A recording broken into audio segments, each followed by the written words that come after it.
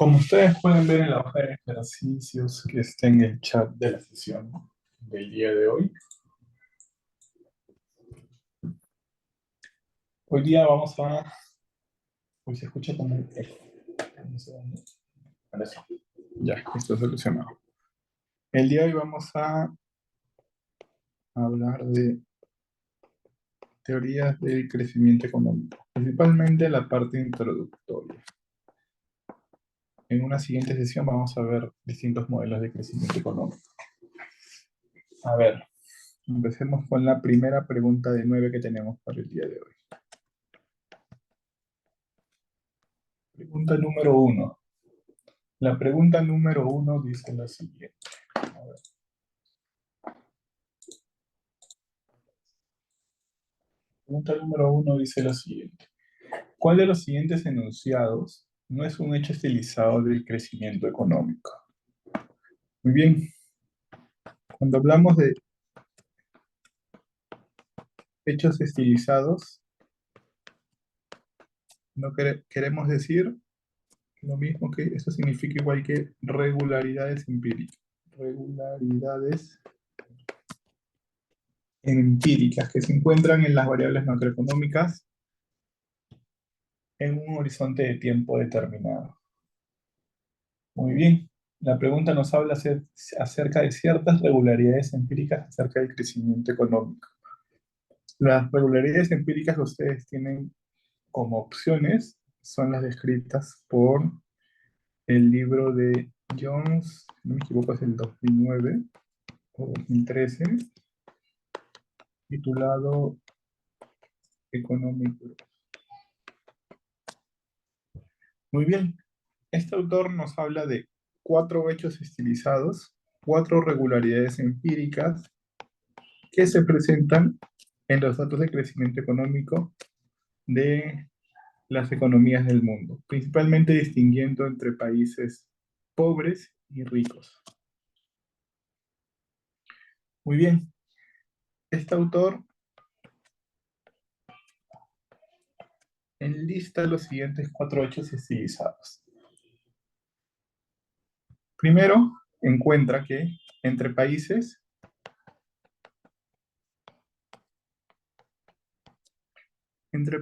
existe una variación importante de la renta per cápita. Importante de la renta per cápita o PBI per cápita. Como vamos a ver en el modelo de Solow, al final, en las últimas preguntas de esta sesión, la mayoría de modelos todos los modelos de crecimiento económico van a tratar las variables en términos per cápita. Muy bien, el primer hecho estilizado, entonces es que entre países existe una variación importante de la renta per cápita. En palabras más simples, el PBI por cápita de todos los países del mundo es diferente de cada uno de ellos. El segundo hecho estilizado está relacionado a la tasa de crecimiento. La tasa de crecimiento económico, la tasa de crecimiento del PBI, varía sustancialmente entre países. Si los países tienen PBI per cápita diferentes a lo largo de los años, obviamente las tasas de crecimiento del PBI van a ser también diferentes. Muy bien, el tercer hecho estilizado que resalta este autor está relacionado nuevamente a las tasas de crecimiento. En este caso en particular, el autor encuentra que para los países del mundo, las tasas de crecimiento económico generalmente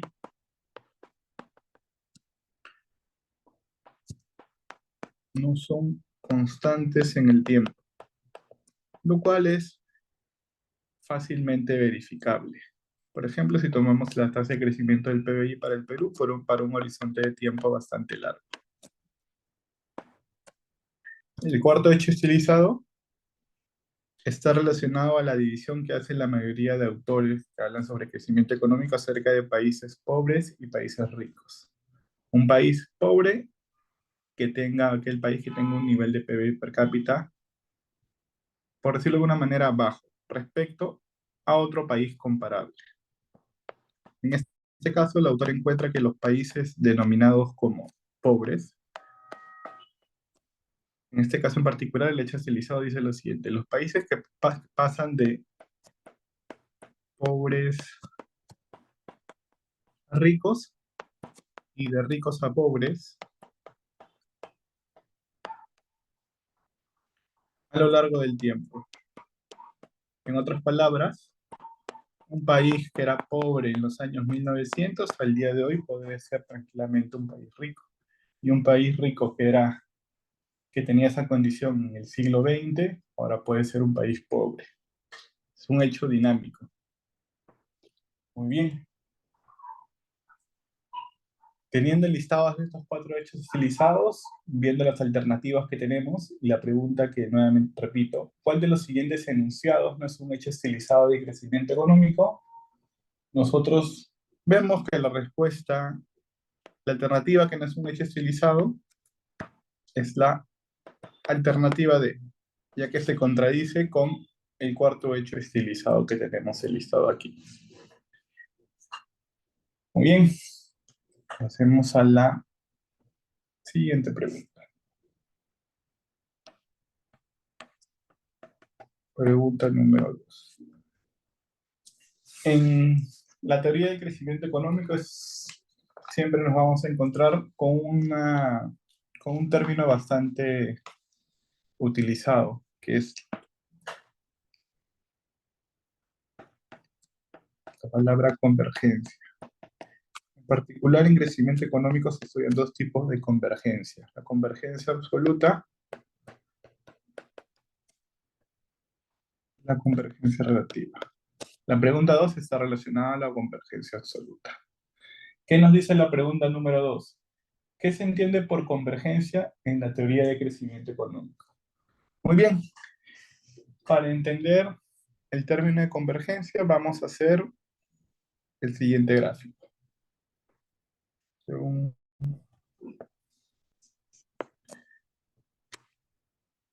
gráfico bidimensional en donde en el eje X tenemos el tiempo y en el eje Y vamos a tener el PBI per cápita. Muy bien, el día de hoy, vamos a denominarlo como el tiempo T, vamos a tener tres economías que tienen distintos PBI per cápita. Vamos a tener una economía denominada como C aquí, que tiene un PBI per cápita más alto respecto a una economía que denominemos como B, y otra economía con un PBI per cápita aún más bajo que denominaremos como A. Muy bien, en el periodo T más N, vamos a asumir de que existe un crecimiento de largo plazo objetivo para estas economías. La teoría de la convergencia absoluta nos dice de que independientemente del punto de partida de los países en un momento determinado, en este caso en el periodo T, todos alcanzan siempre el mismo crecimiento de largo plazo, independientemente si eres un país más pobre o un país más rico. En estricto, todos los países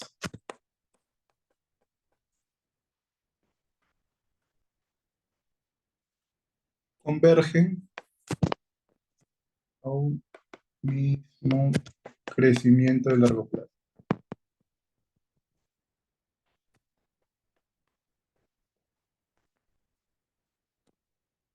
independientemente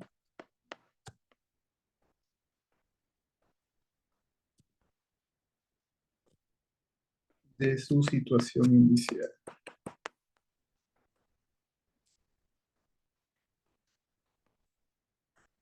¿Qué significa esto? Que los países más pobres, como por ejemplo el país A en el gráfico, crezcan a tasas más altas que los países ricos para alcanzar el crecimiento de largo plazo, que lo tenemos como un punto en el periodo T máximo. Aquí le vamos a poner largo plazo. Listo, muy bien. Con esta explicación veamos las alternativas. Nuevamente, la pregunta es, ¿qué se entiende por convergencia en la teoría del crecimiento absoluto, en la teoría del crecimiento económico, perdón? La respuesta correcta sería la alternativa C. La alternativa C dice lo siguiente. La convergencia es el hecho de que los países más atrasados o los países pobres tenderían a crecer más rápido que los países ricos para cerrar la brecha entre los dos grupos. Muy bien, esa es una interpretación de lo que acabamos de explicar acerca de la convergencia absoluta, ya que las otras alternativas nos dicen situaciones que se contradicen. Por ejemplo, la alternativa A dice que los países más atrasados tenderían a crecer más rápido que los países ricos y llegando a superar estos países. La alternativa B dice que los países atrasados tenderían a crecer más rápido que los países ricos, pero la brecha se mantiene, la diferencia entre ambos países, entre estos dos grupos de países, perdón, se mantendría. Por lo tanto, la alternativa correcta para nosotros va a ser la alternativa C. Muy bien, ahora pasemos a la pregunta número 3.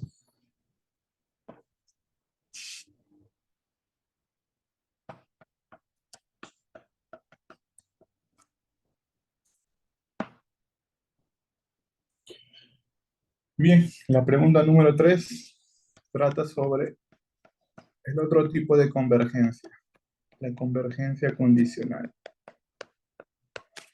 Muy bien, para entender el concepto de convergencia condicional, vamos a hacer nuevamente un gráfico bidimensional.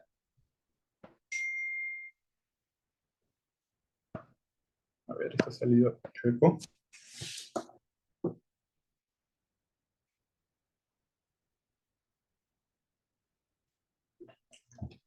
A ver, denme un segundo, chicos.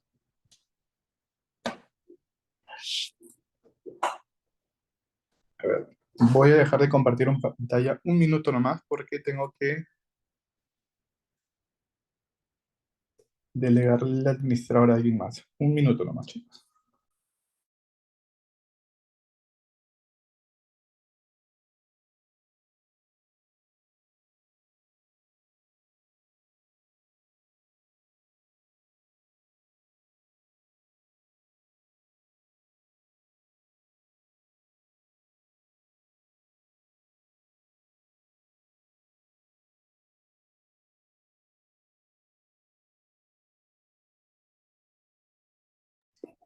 Listo, chicos. Perdón ahí por la breve pausa. Volvemos al problema.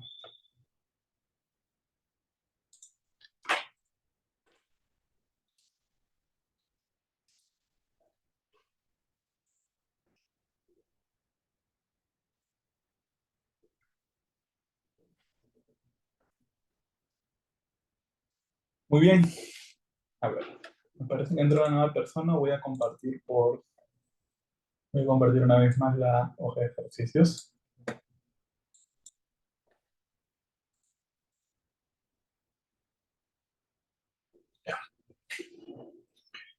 Muy bien. Estábamos hablando acerca del concepto de convergencia condicional. Para esto, como les mencioné antes de la pausa, tenemos que graficar nuevamente. Vamos a hacerlo bien esto.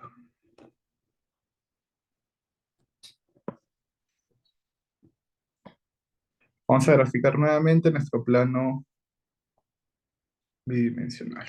Muy bien. Tenemos abajo el tiempo y en el eje Y, nuevamente, el PBI per cápita. Muy bien. Tenemos nuevamente a los tres casos que teníamos hace un momento. El país C, el país B y por último el país A, el país más pobre de esta muestra. Muy bien. A diferencia, y obviamente estamos en el periodo T, y tenemos un periodo en el futuro, en el largo plazo, denominado T más 0. La teoría de la convergencia condicional nos dice que cada país va a converger a su propio equilibrio de largo plazo, que no necesariamente es un equilibrio, no existe un equilibrio único de largo plazo, a diferencia de lo que nos dice la teoría de la convergencia absoluta. Por ejemplo, el país C, su equilibrio de largo plazo podría estar aquí, el del B ligeramente más abajo y el del A más abajo que los otros dos. Y cada uno de estos países convergería a dicho crecimiento de largo plazo, el cual es distinto entre los países que estemos analizando. A esto se le denomina convergencia condicional. Textualmente, cada país converge a su propio, vamos a ponerlo de otra forma, equilibrio de largo plazo. Equilibrio de largo plazo, o como vamos a ver más adelante, como se le denomina en los modelos de crecimiento económico, estado estacionario.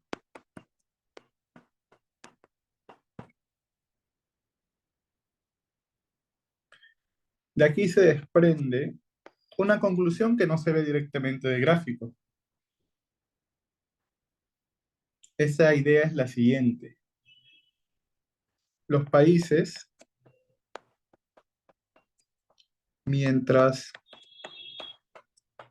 más lejos estén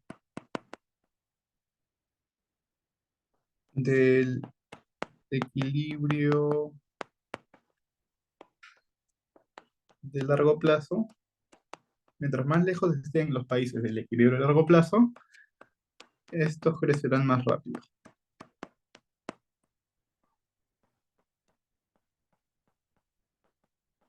Bien, si nos vamos a las alternativas que tenemos, vamos a ver de que la respuesta correcta a esta pregunta sería la alternativa B.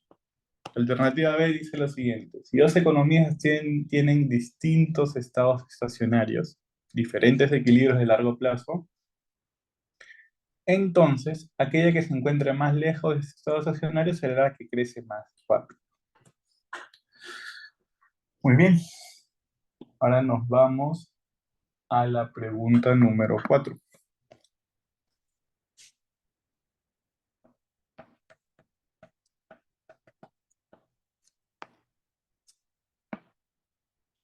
Bien, la pregunta número 4 habla acerca de la paradoja de Feldstein y Orioka.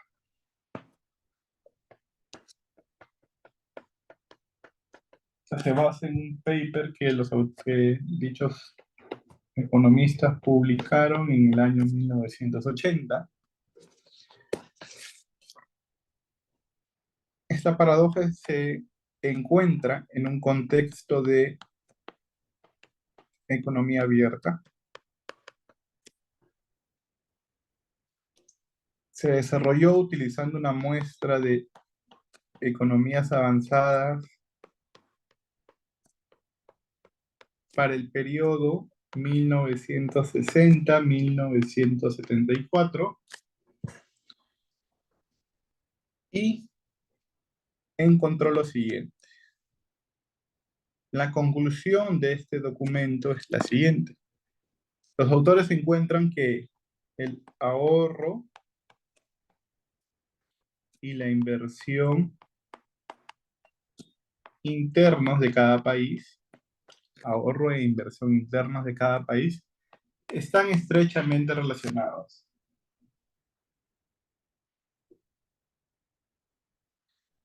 están estrechamente relacionados.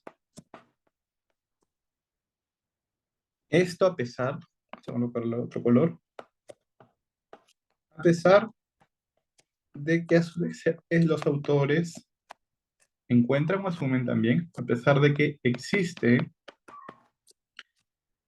libre movilidad de capitales.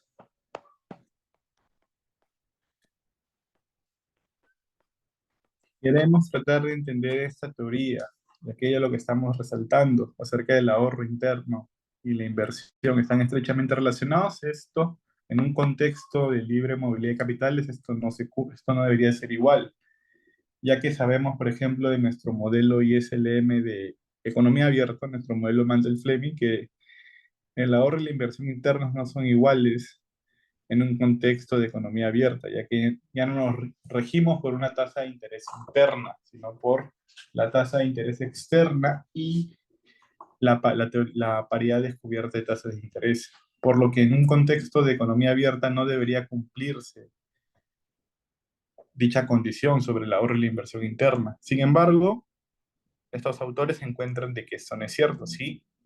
Sino que estas dos variables están estrechamente relacionadas, a pesar de los países analizados estar funcionando, estar desarrollándose en un contexto de economía abierta. Muy bien.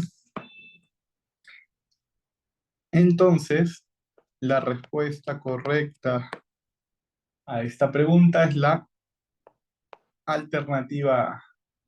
El ahorro y la inversión están altamente relacionados, según la paradoja de Feldstein y Orioka, por lo que la presunción de libre movilidad de capitales es inapropiada. Muy bien, pasemos a la pregunta número 5.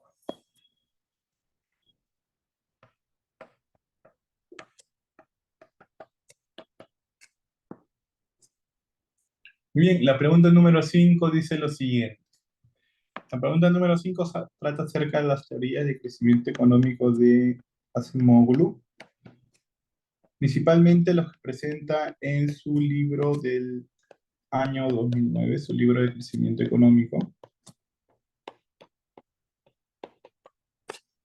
Muy bien, en su libro Acemoglu destaca que existen 4 factores que explican el crecimiento económico, el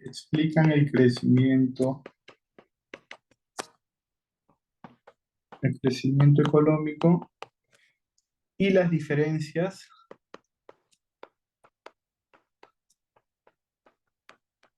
en el PBI per cápita entre países.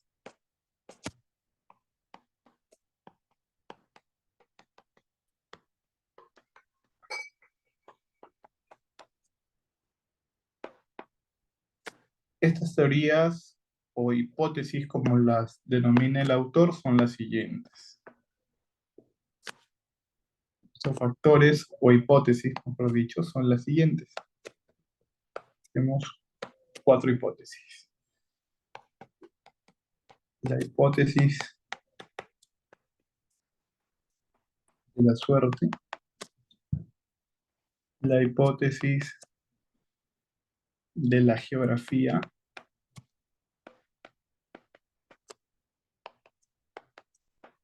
la hipótesis de la cultura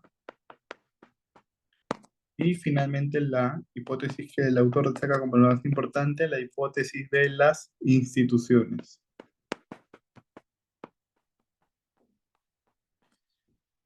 Muy bien. La alternativa que engloba estas 4 hipótesis de Acemoglu es la alternativa C. Por lo tanto, esa es nuestra respuesta. Estos son los 4 factores que para Acemoglu explican el crecimiento económico y las diferencias entre países en el PBI per cápita. Muy bien, pasemos a la pregunta número 6, que está relacionado a una de esas hipótesis. La pregunta número 6 está relacionada a la hipótesis de las instituciones, perdón, y dice lo siguiente. ¿Cuál de los siguientes enunciados es falso acerca de la hipótesis de las instituciones? Muy bien,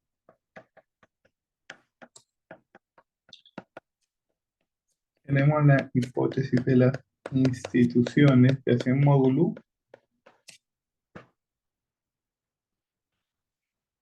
Muy bien, por instituciones el autor se refiere reglas, reglas, a regulaciones y leyes que afectan los incentivos económicos.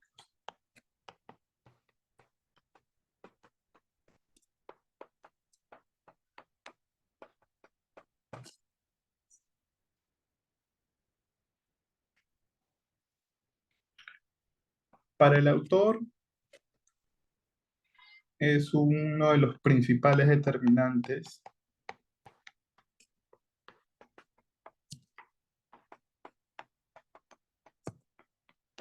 del crecimiento económico de los países.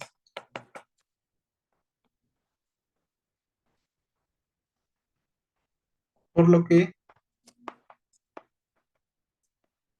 se puede tratar con una variable endógena.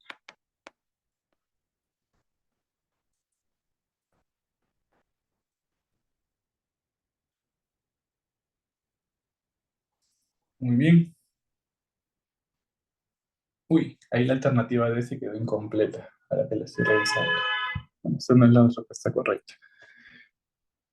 Muy bien.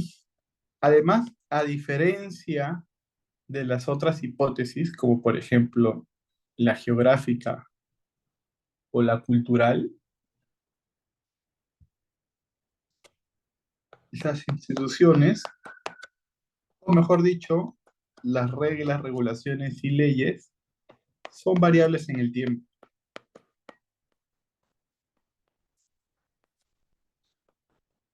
A diferencia de, por ejemplo, el factor geográfico y el factor cultural, que son variables que se mantienen bastante, el geográfico fijo en el tiempo y el tema cultural fijo por una cantidad considerable de años. Y a diferencia del factor institucional que es variable en el tiempo.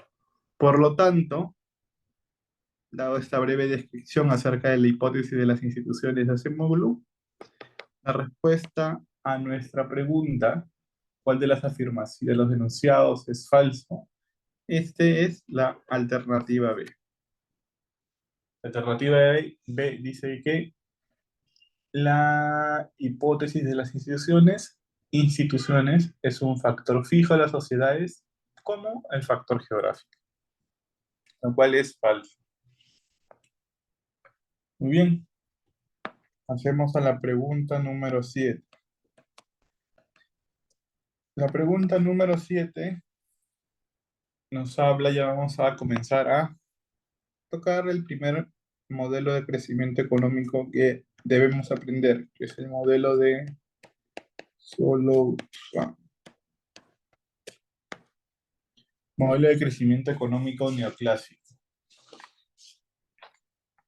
Muy bien, la pregunta 7 dice lo siguiente. ¿Cuál de los siguientes enunciados no es un supuesto del modelo de crecimiento de Solow? Muy bien,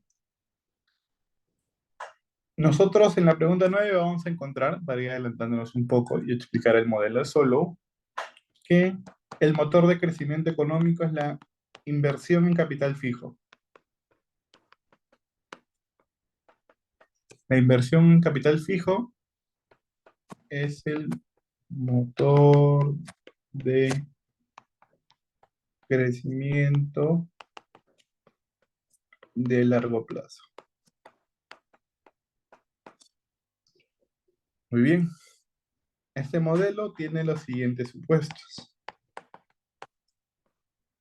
En primer lugar, vamos a trabajar con una economía cerrada y sin gobierno.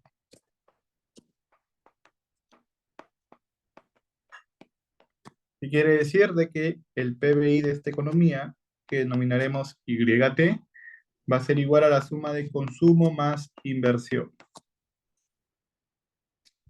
El otro supuesto que vamos a considerar es de que la tasa de ahorro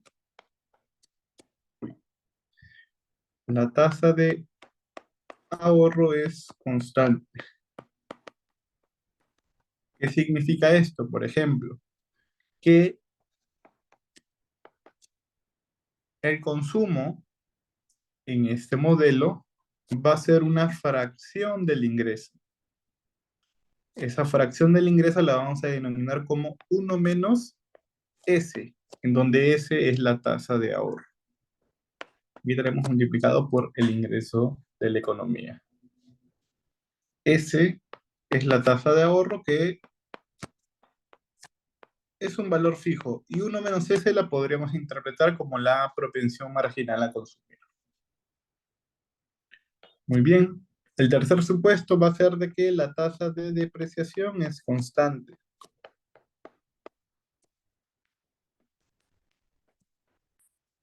La tasa de depreciación es una constante. Muy bien.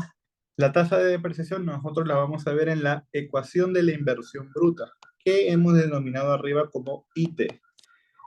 La tasa de inversión va a ser igual a la inversión neta, que vamos a denominar con K y un pequeño círculo arriba, sub T, ahorita vamos a explicar esto, más la depreciación. Y esto lo vamos a escribir de la siguiente manera. Traemos nuevamente este K más delta, que va a ser la tasa de depreciación, multiplicada por el stock de capital al día de hoy. Este valor K, con un círculo arriba, no es más que la derivada del capital respecto al tiempo, que si lo interpretamos de una forma más analítica, sería el incremento del stock de capital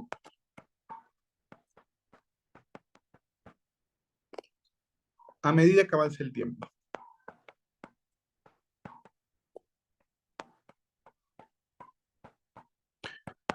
Nosotros, por ejemplo, cuando vemos un modelo de equilibrio general y vemos la evolución del stock de capital, cada círculo, por decirlo de alguna manera, T, también lo vemos de forma discreta. No es más que la variación del stock de capital. Que en ese tipo de modelos como de equilibrio general, esto no es más que KT más 1 menos KT. Es decir, es una forma equivalente de decirlo. Pero el modelo tradicional de Solow lo trata de esta manera. Muy bien. El último supuesto importante del modelo va a ser el que el ahorro es igual a la inversión.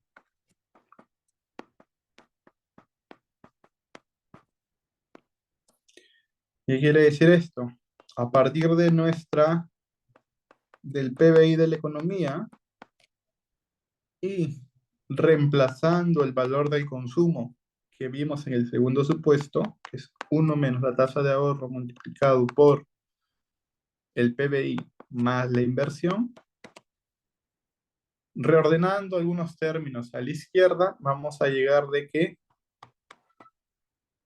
la tasa de ahorro multiplicada por el ingreso es igual a la inversión. Y lo que está aquí no es más que el ahorro de la economía. Muy bien. La alternativa entonces, que no es un supuesto del modelo de crecimiento de Solow, dado los 4 supuestos que hemos descrito aquí, es la alternativa C. Alternativa C dice que la tasa de ahorro es una función variable. Nosotros acabamos de ver de que es una constante. Muy bien. Ahora pasemos a la pregunta número 8. Nuevamente acerca del modelo de Solow. Pregunta número 8.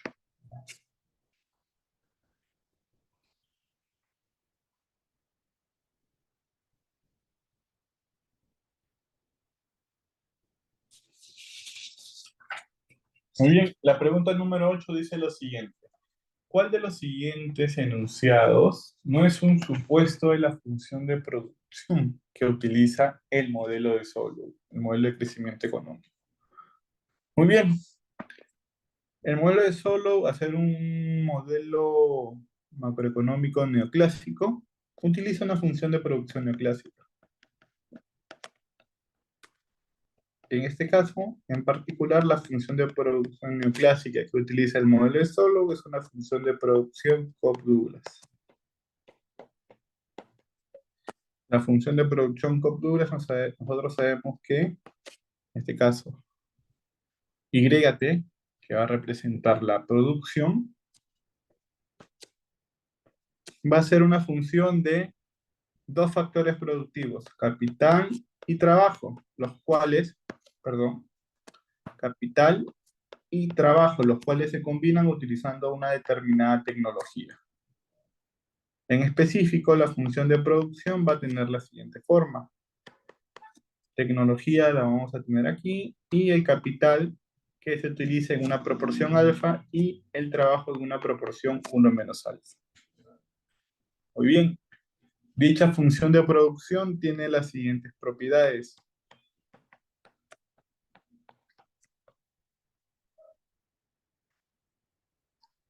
La primera propiedad es que la función de producción tiene rendimientos constantes a escala. ¿Qué significa esto?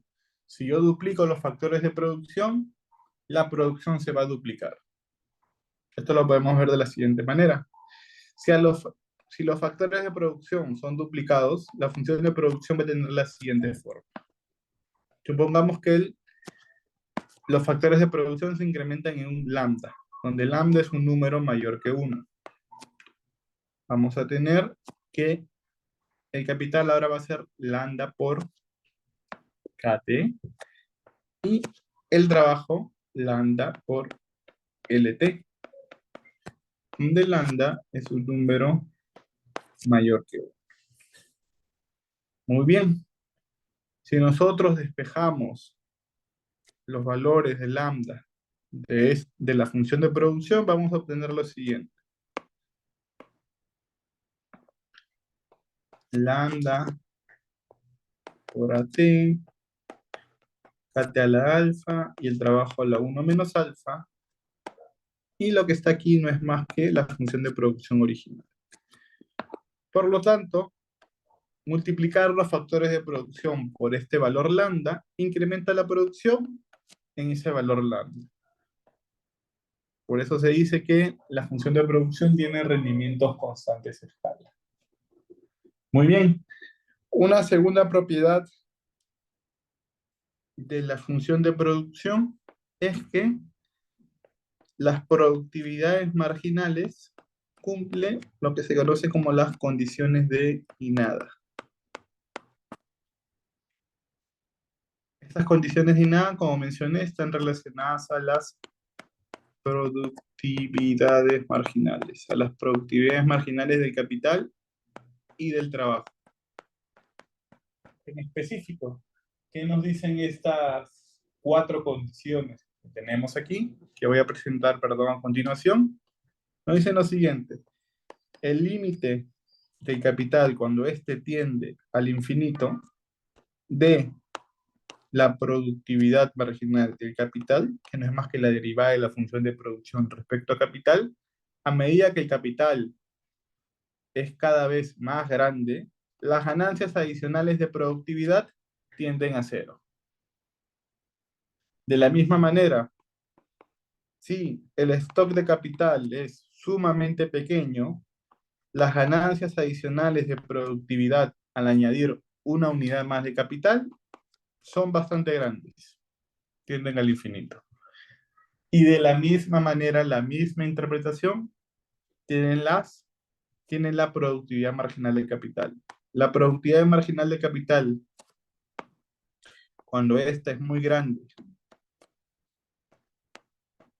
un incremento adicional es bastante pequeño y este tiende a cero. De la misma manera, si la cantidad de trabajo es bastante reducida y se incrementa una unidad más de trabajo, la productividad marginal de capital se incrementa de una forma importante. Muy bien.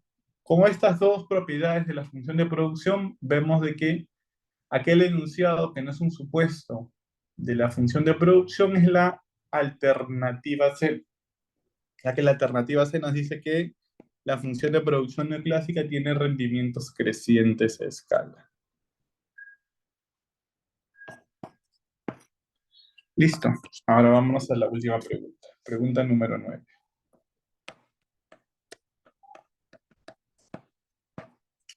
La pregunta número 9 nos dice lo siguiente. ¿Cuál de los siguientes enunciados no es correcto acerca de los resultados del modelo de Solve? Muy bien. Nosotros para derivar la ecuación la ecuación final del modelo de Solo, la ecuación que explica cuáles son los determinantes del crecimiento del stock de capital, nosotros tenemos que partir de la definición de PBI que tenemos nosotros. PBI es igual a consumo más inversión.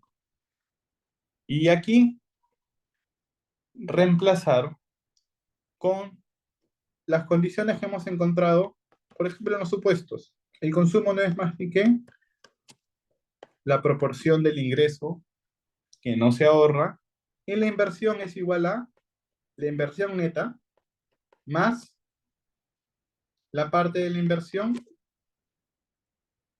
que es para reponer capital antiguo, la depreciación.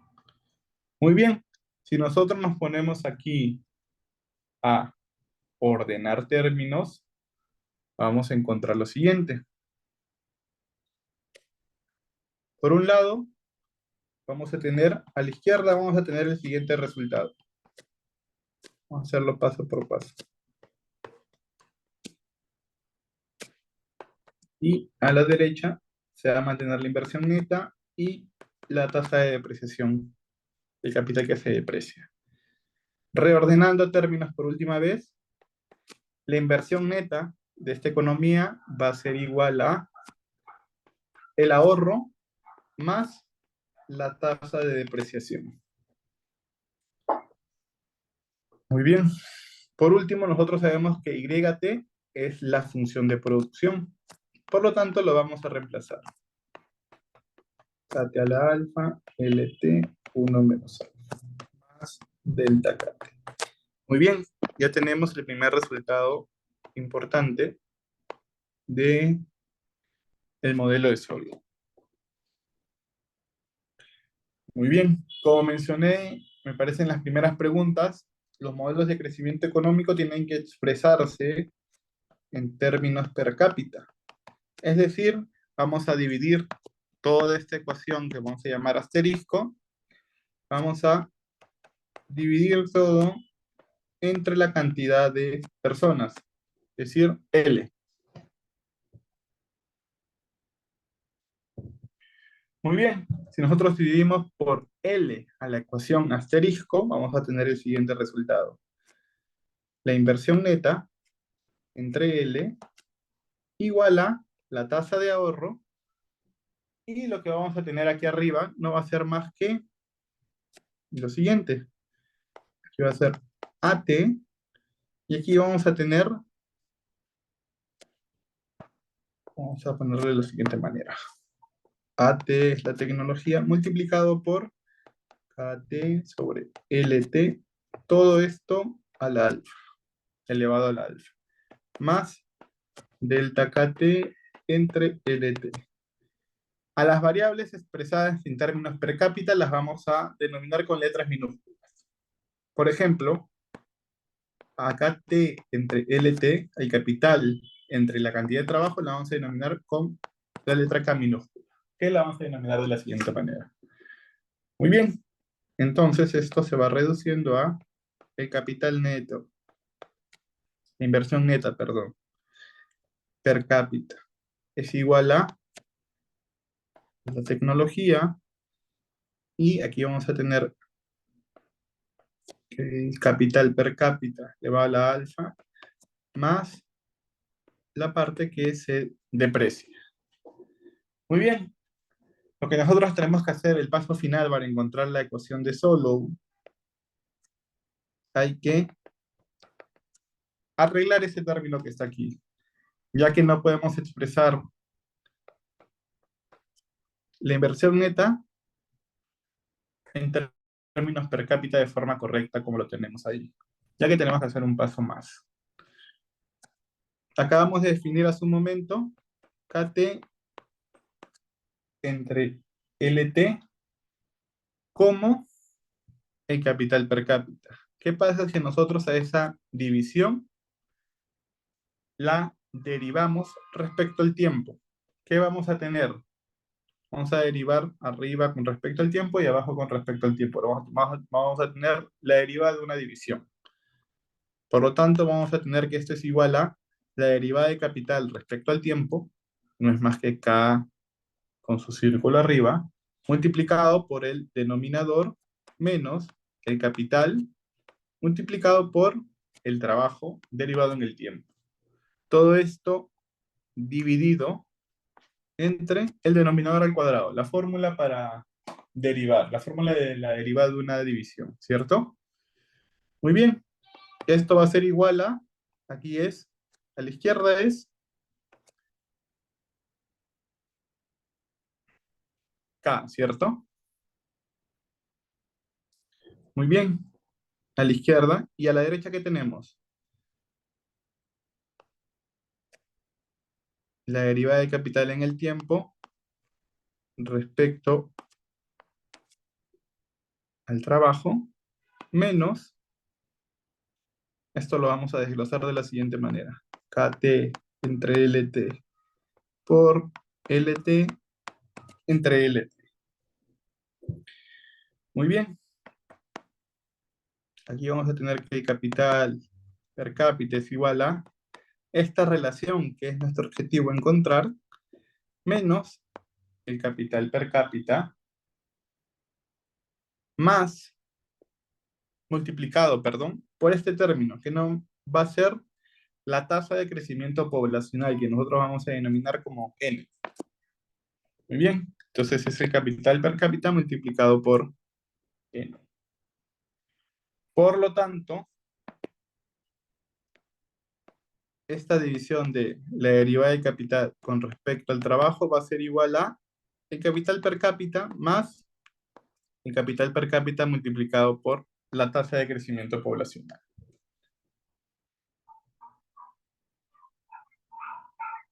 Muy bien. Ajá, acá nos hemos equivocado. Me parecía raro. Aquí nos hemos equivocado. Nosotros al derivar con respecto al tiempo, toda esta derivada que está aquí va a ser igual a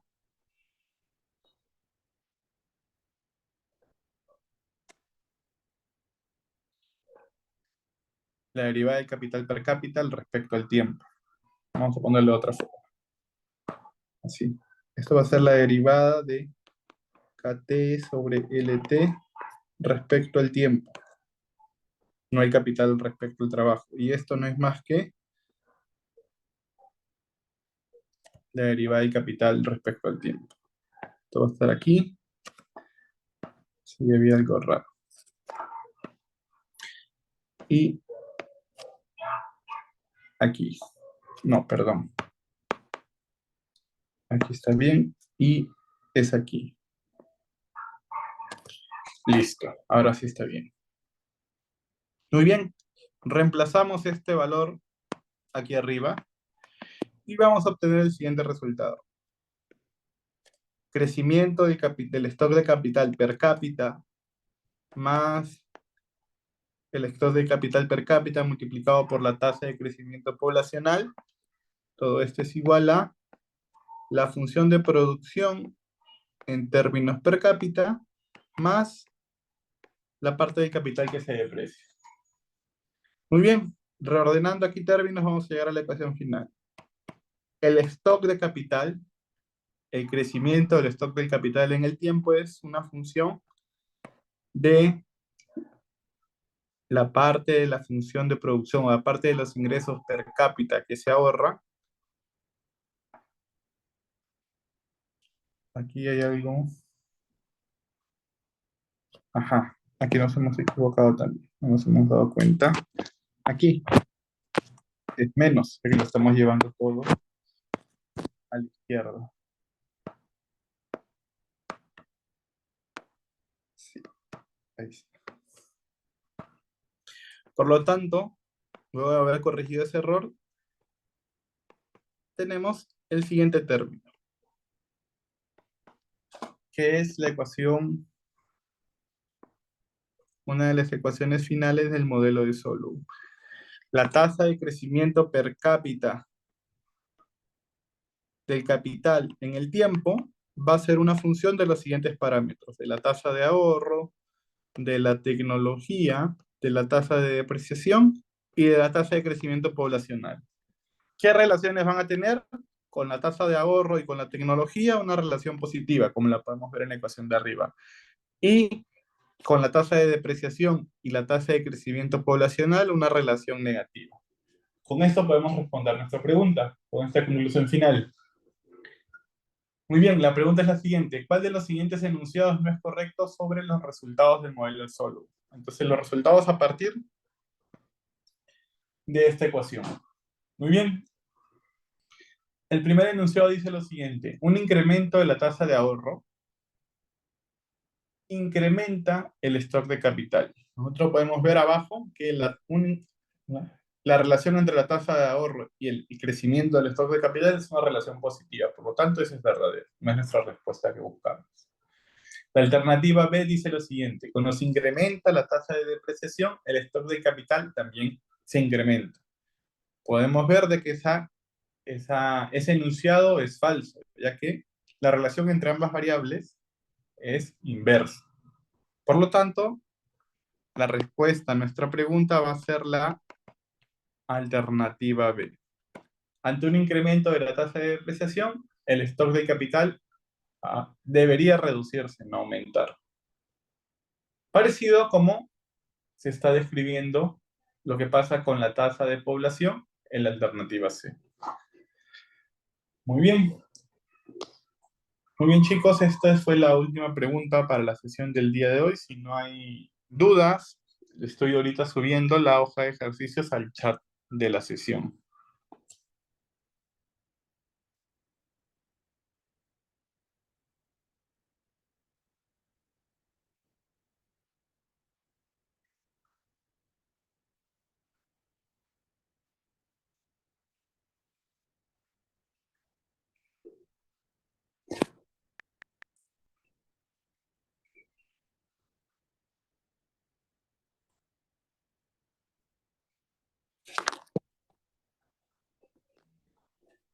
A ver, denme un segundo para subir el archivo.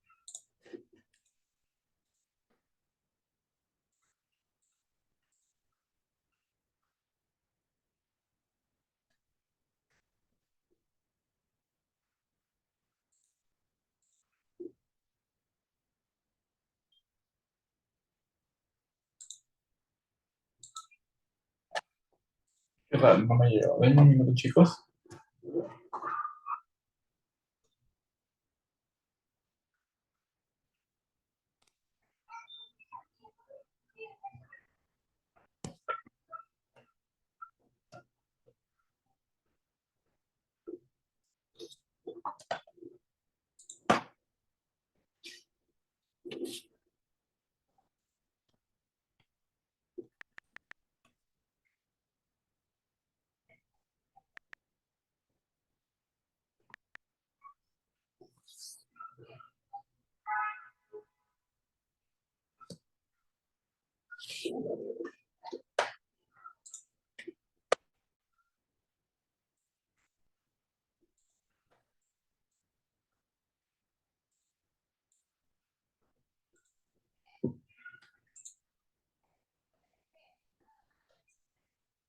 A ver, chicos, en un segundo, no sé por qué no cargan. Aquí está ya. Ya llegó.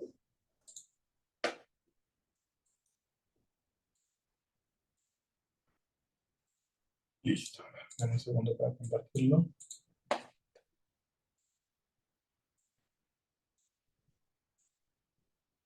Ya está cargando en el chat. Muy bien, chicos, eso sería todo por el día de hoy. Nos vemos en una siguiente sesión. Hasta luego.